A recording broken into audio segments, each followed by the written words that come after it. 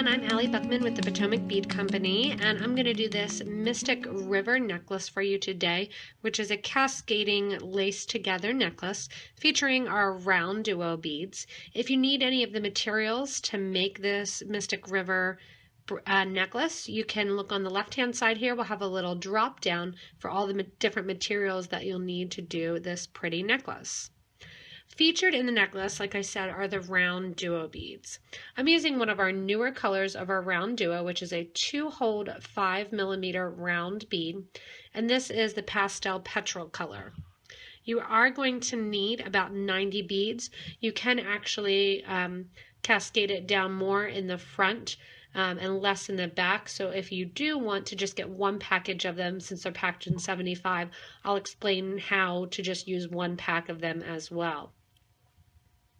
In addition to the RounDuos, I'm going to be using 3mm fire polished round beads, and these are our aqua color. We sell them actually in a tube of beads, so you get a ton in a tube, which is a lot more than a strand quantity wise, so just one tube will work for that. At the very bottom of the necklace, I'm dropping down a teardrop, and this is a Miyuki teardrop in a Czech coating. So it's a Miyuki teardrop, and then they do the Czech coating of crystal graphite on it. It picks up the nice blue and the different kind of tones of those two different blues. In addition to the teardrop and my Czech glass and my RounDuo, I have 2 seed beads. I have an 8/0 seed bead in the black hematite or the gunmetal color, both very similar colors. Either one will work.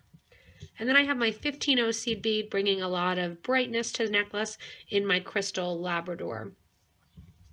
I'm going to string the whole project on some wildfire beading thread, and I'm using 0.006 wildfire thread in the green color. That way I won't see very much of the thread at all as I'm going through my crystals. If you do want to do this in a different color too, just keep in mind if you are using transparent fire polished that you are going to see the thread a tiny bit through it, so you'll want to use most likely either the green or the white depending on your color. I'm going to be using one needle for this project, and I have a size 10 English beading needle. Also handy, I have my thread burner, and I just have the Thread Zap 2 handy here. I'm working on a bead on it board. You can also work on a bead mat as well. And I'm going to have some super new glue handy. For the clasp of this necklace, I'm going to be using a 2-hole slide bar clasp and some wire protectors as well. To get started on the Mystic River, I have my thread, which is about 5 feet, and I'll need to add some thread as I go, which I'll show you how to do, on my size 10 needle. And I've laid out little piles of the beads that I'm going to use first. The drops here have just moved off to the side because those are going to only be used at the very end of the bracelet or of the necklace. I do have my clasp and the wire protectors also off to the side because I'm not going to be attaching those right away. What I do want to do first is add a stop bead to the project. A stop bead is a bead that's not included in your project and that will eventually come off. I have an 11/0 seed bead sitting here that I'm going to use as the stop bead. I'm going to put the bead onto the needle and let it go to the very base of that 5 feet of my thread. Leaving about 2 inches at the tail, my needle goes back through the bead away from the tail 2 times. That's going to make 2 loops of thread there on the outside of the bead, which is how it will stop the beads, but it'll also allow me to take that stop bead off my project. To get started, I'm going to add 15s, and I'm going to add about 4 of those 15s to start in the necklace. The necklace is a simple pattern where we're going to do the whole length of the necklace first, which I'm going to make mine about 16 inches. I'm going to put a RounDuo bead on, 2 of my 15/0s, an 8/0, a 15, the fire polished round, a 15, an 8, and 2 15s. So you can see the pattern here is going to be mirrored on both sides, and it's just 2 15s, an 8, a 15, Czech glass, 15, 8, 2 15s. I let that all drop down next to that stop bead, and then I add my next RounDuo bead. As I'm adding my RounDuo bead, I pick up again those two 15s, my 8, my 15, Czech glass, 15, 8, and then 2 of my 15s. Letting that all drop down. And I have the second of my RounDuo beads on the project. Add a third RounDuo and continue on as you're making. Sometimes during the manufacturing process, because they are small beads, sometimes the second hole can be a little bit damaged. So you want to make sure that as you're going, before you get too far, to kind of test out your beads, making sure that both holes have complete openings so you don't have to unstring a lot of your project. So it's a good idea on your bead mat first, anytime you're using any 2-hole bead. So whether or not you're using a super duo, a RounDuo, a crescent bead, anything of the 2-hole nature, you want to make sure that both of the holes are operational before you get really started with your project, because otherwise you get to a point where that bead's not going to function. So I'm going to go through, check my beads, and then continue on with that pattern. So I've got 16 inches here of my necklace. Because I am doing it short, I'm going to end up only actually using about 75 of or 73 of my RounDuo beads. So if you do want to keep it on the shorter end, you'll be good with 1 pack. When I get to this first end here, and I have all my beads in my pattern, what I'm going to do is get ready to add my first wire protector and my clasp. My clasp again has 2 loops, so I have 4 wire protectors.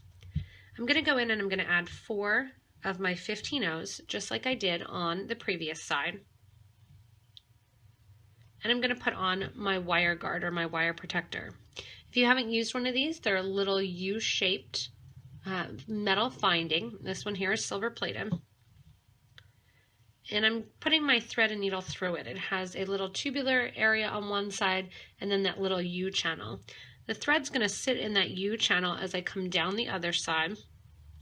And you want to make sure when you do pull this that the thread is actually in that channel. Once I'm through there, I'm going to put on my clasp through one of my loops. And for the first one, it doesn't really matter what loop you put it through. You can see it gives a nice polished look there at the end. What I'm going to do now is add 4 more of my 15-0 seed beads and push those down next to my bead. That's going to take me from the first hole to the second hole of my RounDuo bead. My needle then is going to go through the RounDuo bead, the second hole, coming towards the stop bead, and that's going to create that first little area for my clasp to sit on. As I come back down the project, again, I'll be able to reinforce that clasp as well as add the clasp on the other side, on the starter side.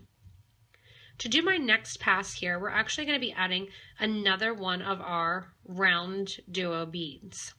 The RounDuo bead is added in between the Czech glass. On either side of the Czech glass is a 15-0, so the pattern is very simple.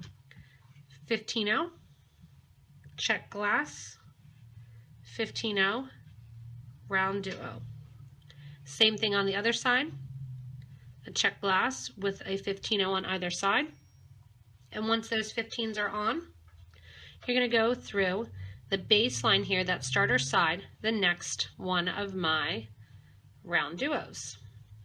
So you can see here that it creates a little bit of a V.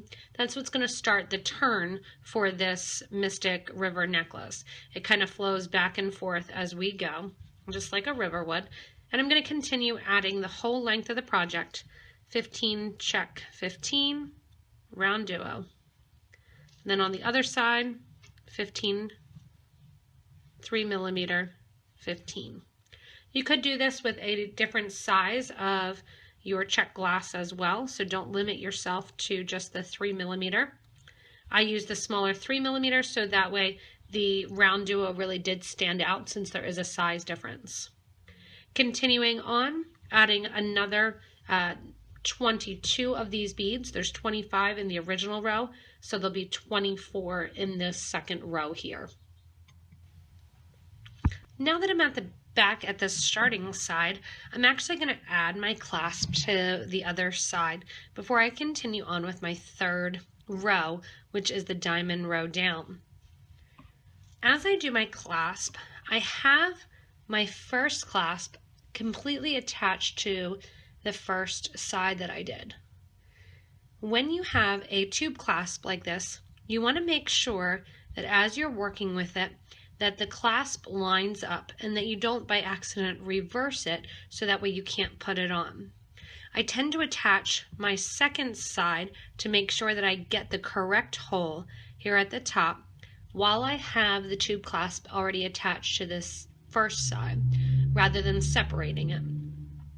To attach this second side here, I'm going to use my 4 seed beads like I did on the opposite side. Pick up my wire protector, going through the first side, coming down the second side of my wire protector. I'm going to pull slowly, making sure that the wire actually stays in that little U channel.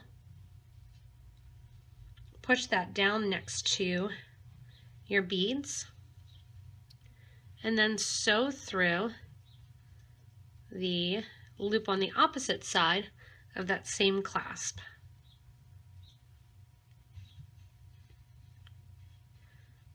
Push that loop then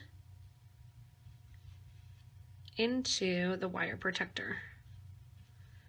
Once you have that on there and you know that you're attached to the same clasp side and the same corresponding loop, you can take that apart so that way you don't have to pull at the other end also. Because I'm back here to the starting side and I'm right next to my stop bead, I'm actually going to pull my stop bead off at this time. Sometimes you can pull the stop bead off with a little bit of tension. Sometimes you actually need to put a needle on and take that off. I've pulled mine out of the way there, and all I'm going to do as I get back to the starting side here is tie a knot. I'm not going to cut off this thread. I'm just going to tie the knot so that way I don't have to have that stop bead on.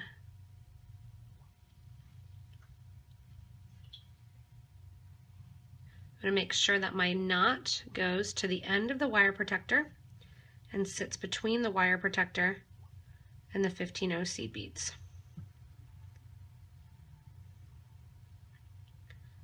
Once I have that there, I'm going to do one more little knot to end that thread. Now that I have that knotted, I'm going to go back through and reinforce this clasp by retracing through my RounDuo all of my beads here, and I'm going to expose a little bit of thread inside my RounDuo bead by going and switching my thread direction. I'm coming down the RounDuo away from the clasp that I just put on, and I'm going to go up through the RounDuo through that second hole. I'm then going to reinforce by going back through that wire protector, through that wire guard. After I bring the needle through the wire guard, I make sure that the needle and thread go through the clasp and run the needle back down the other side of the wire guard. When you do run the needle back down the other side, you want to make sure to pull this last little bit slowly, again so that thread sits right inside that wire protector channel. To add my next row, my thread and needle is now coming out the top here of my RounDuo bead. And what I'm going to do is I'm going to snake it back so that way it's coming out of the bottom of the RounDuo bead. So that bottom hole. I'm going to go through those 4 15-0s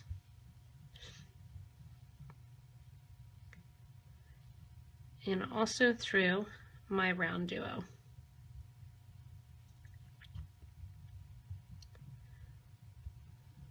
Once I'm through the RounDuo, I'm going to skip over so that I'm coming down my 15 seed bead and my 3mm bead on the opposite side. So coming down that one there on row 2. So that would have been the last of the 3mm that I added on. So you can see it's going to expose just a tiny little bit of thread there. By the time you have it on and you're wearing it, you really won't see it at all. Next, what I'm going to do is get from the first hole of this RounDuo to the second hole of the same RounDuo. To do that, I'm just going to add 3 15 seed beads after coming out that 11 and sew through, or that 15 sorry, sew through that bottom hole of the RounDuo. All that's going to do then is decorate the end of that bead and have just a little edging on it. So when we come back and we actually attach to our clasp here, it's just going to have that nice little edging effect. For the last row that I do, I'm going to be adding in my 15 O's, my 8 O's, my 3mm fire polished, another one of my RounDuos, and also the drop. So you're using all of your beads this go round.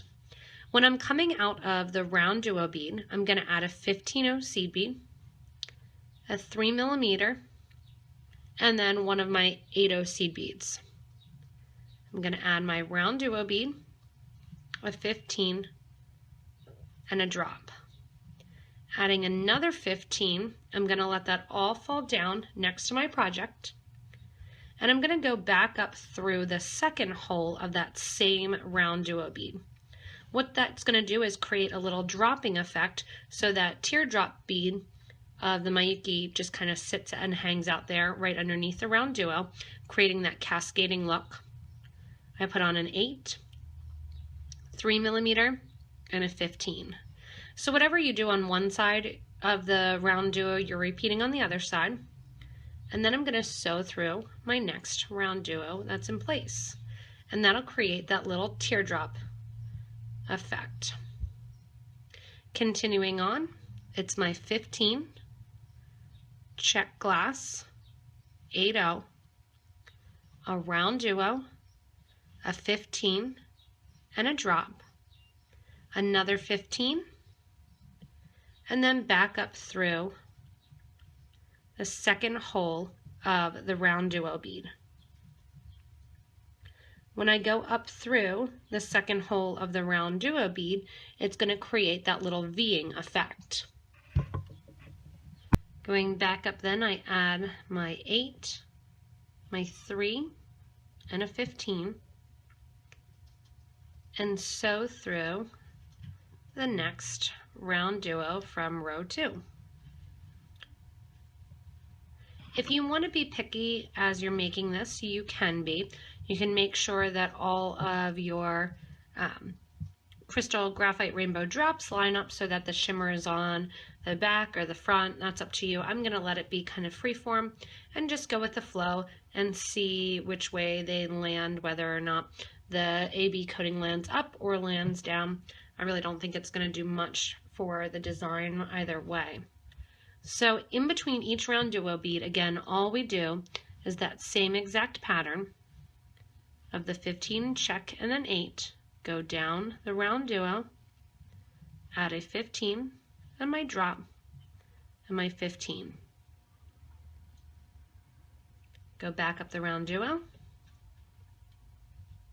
add an 8, my Czech, and then a 15.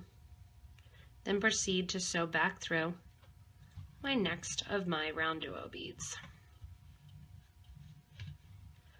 So I have that there going down then the whole project, adding in, and you want to make sure to give a nice tight pull after each of your little drop sections.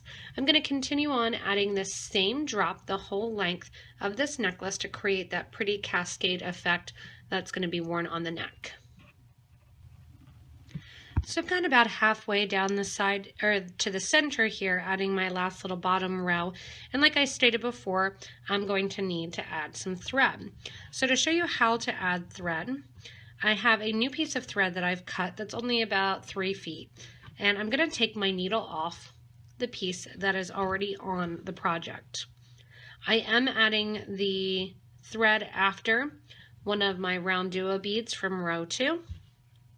I'm going to take my new piece of thread and tie it in a knot around the old piece. So right now the old piece is not involved. It's just acting as the base for the new piece's knot. I have that new piece then that I knot around the old. Pull it nice and tight. I'm going to hold the old piece and shift that new knot right down next to my bead.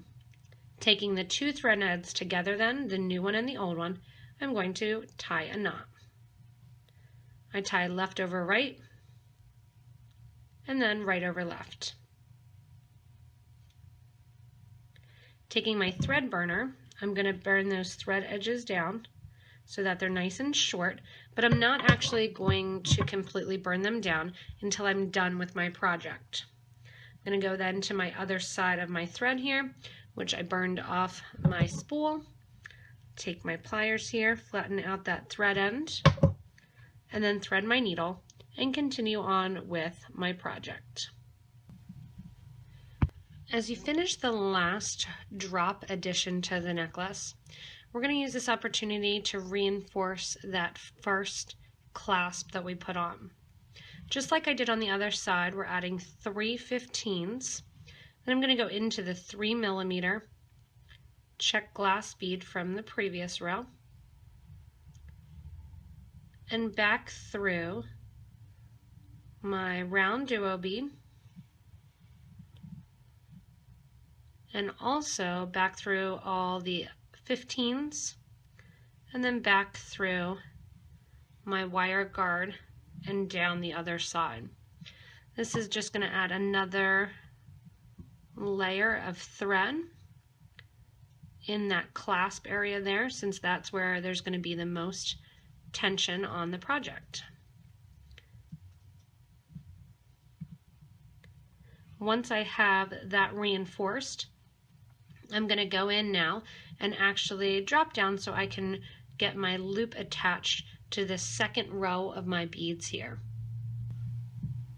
So looking at the project and your thread is coming out the last of the RounDuo bead, I'm actually going to snake the thread back through that same RounDuo and come out right after it. Rather than actually attaching to the second row, I'm going to attach to this first row here because of the proximity of how those loops sit together. What I'm going to do to attach is I'm going to put 6 of my 15s, which is going to be 2 more than our previous one. That's going to then reach that clasp just enough that it's going to have that curvature to it in order to bend when it's on the neck. On goes my wire protector. And I'm going to go down the wire protector on the other side.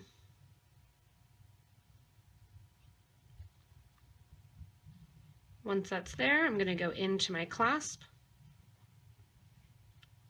sewing through that second loop, and bringing the wire protector through as well.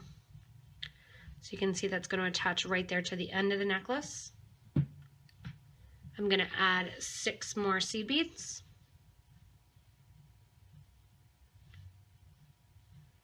And after we add 6 more seed beads, we're going to reinforce this loop that we just did, going into that same hole of that RounDuo bead. I'm going to pull tight and make sure that loop's right there in that clasp. So you can see how it'll look when it's actually hanging on you. We have the one wire loop end hanging right next to the other. I'm going to go ahead back through the first one here, reinforce, And then to get to the other side, I'm going to reinforce the whole top of the necklace, which when we get a lot of repairs on vintage necklaces like this and these designs, it's usually at the top because that's where there's, again, the most tension. I'm going to reinforce that whole top by sewing through that whole entire top. I'm getting to the other side of the necklace. So stringing through the whole side, I'm coming out the top of my RounDuo, or my last 15 O's before my first RounDuo. I'm going to scoot down to the bottom hole, which is just going to show, again, a little bit of thread there. If you want to, you can even decorate it with some beads so you don't see that thread. That's up to you. Then I'm going to repeat what I did on the first side, adding my 6/15s, followed by my wire protector, and attaching that into the second hole of my clasp. So once you're at this point and you're actually attaching it into the second side of the clasp, you're really completed with the necklace and you're just adding the closure. If you want to, you could have used a single clasp. Kind of changed my mind in the middle of how I was going to attach it. But you could add just a single clasp as well and just connect at that first connection point. The nice thing with having a 2-strand clasp like this and adding in this fashion is that it also reinforces the tension that is right there at the end when you're putting it off and on. So it gives you another little line of protection for the actual project. As I continue then, all I'm going to do is get ready to end the necklace and tie off the thread. When I tie off the thread and having the thread ends, all I'm going to do is actually do sewer's knots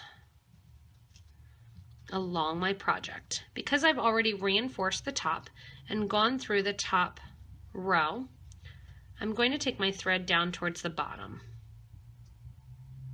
and do my sewer's knots in my line of row 2. To do my sewer's knot, I'm going to take my thread, which is coming out, and I'm going to sew underneath one of my thread lines, or a thread bridge it's often called. Taking my needle under that, it's going to create a loop.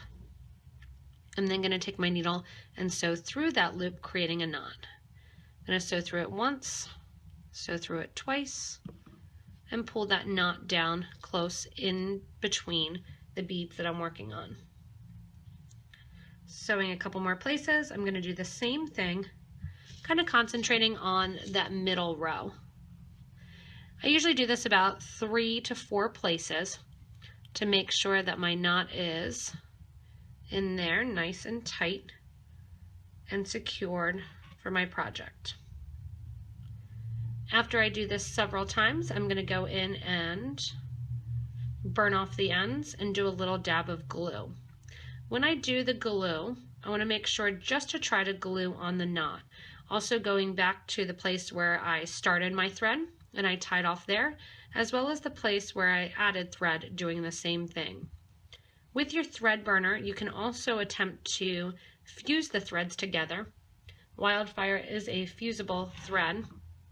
So after you do your little drops of glue